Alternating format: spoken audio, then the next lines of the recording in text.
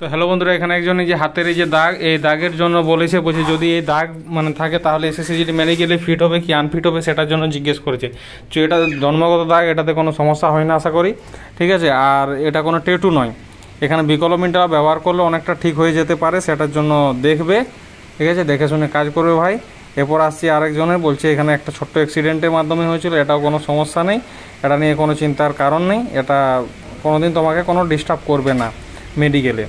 এটা হয়ে থাকে অনেকের ছোটোখাটো ব্যাপার, কিন্তু অপারেশন নয়। এই যে একজন খেলতে গিয়ে না কিসে এটা লেগেছিল, এটা নর্মালি হয়ে থাকে, ফুটবল খেলতে গিয়ে অনেকের হয়ে থাকে, এটাতেও কোনো সমস্যা নেই। যে এসএসসিজিডি মেডিকেল তোমাদের হয় সেখানে অপারেশন দাগে নিয়ে সমস্যা হয়, বাকি অন্যান্য কোনো দাগের উপর সমস্যা নেই। আর কিছু জন্মগত প্রবলেম আছে যেটার ব্যাপারে তোমাদেরকে আমি দেখাচ্ছি, সেই ভিডিওটা বা এটাতে জোড়া আছে সেটা সম্পূর্ণটা দেখো। এখানে একটা ছেলে বলছে দাদা আঙুলটা বেঁকা আছে, এটা খুব পরিমাণে বেশি বেঁকা আছে, মানে মাঝের হাড় মোটা আছে গাঁটে, তো এটাতে কিন্তু মেডিকেলে আনফিট করে দিবে, ঠিক আছে।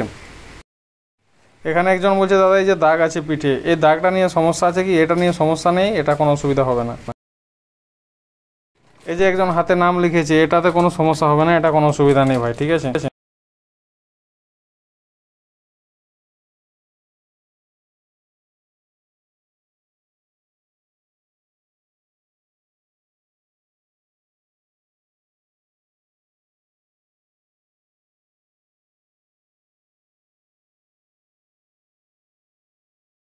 এখানে একজনের পায়ে হচ্ছে দুটো আঙুল ছোট, এটা কিন্তু ফেল করতেও পারে, পাস করাতে পারে, আঙুলগুলো বেঁকা আছে সেই কারণেই বললাম।